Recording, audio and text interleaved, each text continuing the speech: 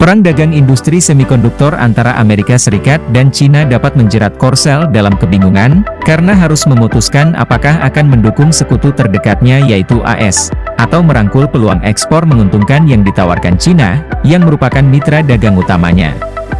Keputusan tersebut akan mengungkap seberapa dekat hubungan Korsel dengan AS, pasar ekspor terbesar kedua. Dilema yang dihadapi Korsel muncul setelah China mengumumkan bahwa mereka melarang penggunaan berbagai memori komputer, dan teknologi penyimpanan Micron Technology yang berbasis di AS. Liu Pengyu, juru bicara Kedutaan Besar China di Washington, mengatakan kepada VOA Korean Service pada 24 Mei bahwa regulator keamanan cyber di Beijing menilai chip Micron menimbulkan risiko keamanan besar pada rantai pasokan infrastruktur informasi utama China dan berdampak pada keamanan nasional China. Seperti dikutip dari VOA, Jumat, 2 Juni 2023, larangan itu menggemakan apa yang ditetapkan oleh AS pada Huawei Technologies China pada Mei 2019, ketika pemerintahan Donald Trump juga mengutip masalah keamanan terkait peralatan jaringan nirkabel buatan perusahaan asal China tersebut, terutama yang terkait dengan 5G. Selanjutnya, pemerintahan Joe Biden pada November 2022 melarang persetujuan peralatan telekomunikasi baru dari Huawei dan ZTE karena produk tersebut dianggap menimbulkan risiko yang tidak dapat diterima bagi keamanan nasional AS.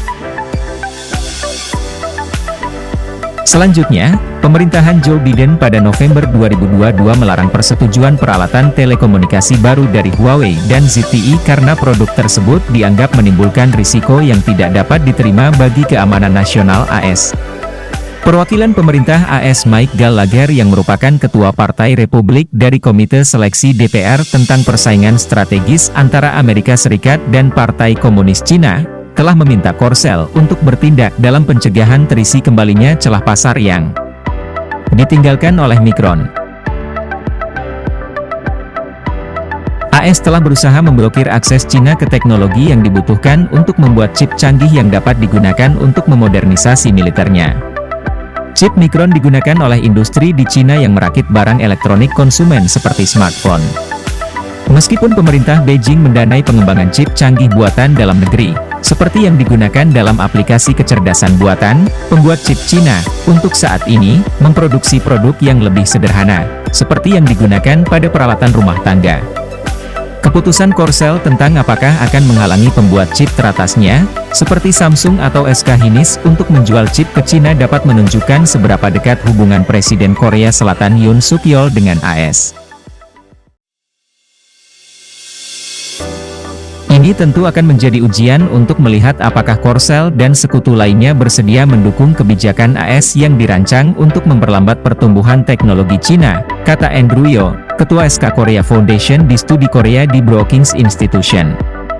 Robert Rapson, yang menjabat sebagai kuasa usaha dan wakil kepala misi di Kedutaan AS di Seoul, periode 2018 hingga 2021 mengatakan, ini adalah ujian nyata pertama dari kebijakan pemerintahan Yoon untuk meningkatkan keselarasan dengan AS di China. Dia melanjutkan, dengan kata lain, akankah Korsel mengorbankan ekonomi inti, kepentingan komersial dari perusahaan teknologi tinggi unggulannya, sesuai dengan kebijakan dan keinginan AS? Dia menambahkan bahwa Korsel memiliki hak untuk mencari beberapa kredit atau kompensasi dari AS, jika memblokir pengisian celah yang ditinggalkan Micron. Seorang juru bicara Kementerian Luar Negeri Korsel mengatakan kepada VOA Korean Service, bahwa pemerintah mereka berencana melanjutkan upaya melindungi kepentingan perusahaan, melalui kerja sama dengan lembaga terkait dan keterlibatan dengan misi diplomatik di luar negeri.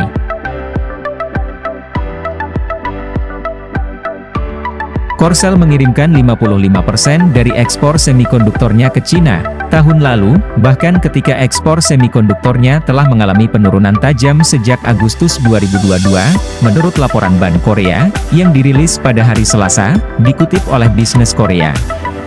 Robert Manning, seorang rekan senior di proyek strategi besar AS Ray Magining Stimson Center, mengatakan, karena lingkungan keamanan di Asia Timur Laut telah menjadi penuh dengan upaya nuklir provokatif Korut dan pemaksaan ekonomi Cina, aliansi AS ROK menjadi lebih penting bagi Korsel. Untuk diketahui, nama resmi Korea Selatan adalah Republik Korea. Korsel akan perlu berkorban untuk mempertahankan keselasan luas dengan AS, kata Manning. Tapi Korea Selatan memiliki kepentingannya sendiri sehingga kemungkinan akan ada batasannya. Troy Stangaron, Direktur Senior di Korea Economic Institute mengatakan, sementara China mungkin menghadapi kekurangan chip jangka pendek jika Samsung dan SK Hynix menahan kapasitas, hasil akhirnya hanya akan menjadi perluasan lebih lanjut dari perusahaan semikonduktor domestik China, yang melemahkan ekonomi jangka panjang AS. Tujuan jangka panjang dan kemungkinan perusahaan yang bekerja sama dengan Amerika Serikat untuk meningkatkan rantai pasokannya sendiri. Dennis Wilder, Direktur Senior untuk Urusan Asia Timur, di Dewan Keamanan Nasional Gedung Putih, selama pemerintahan George W. Bush, berkata, ini adalah keputusan bisnis, dan dalam pandangan saya, ini harus diserahkan kepada perusahaan Korea Selatan untuk membuat keputusan bisnis ini. Wilder melanjutkan, tetapi jauh lebih penting bagi Korsel, untuk bersekutu dengan Amerika Serikat dalam hal chip semikonduktor, dalam upaya membantu memodernisasi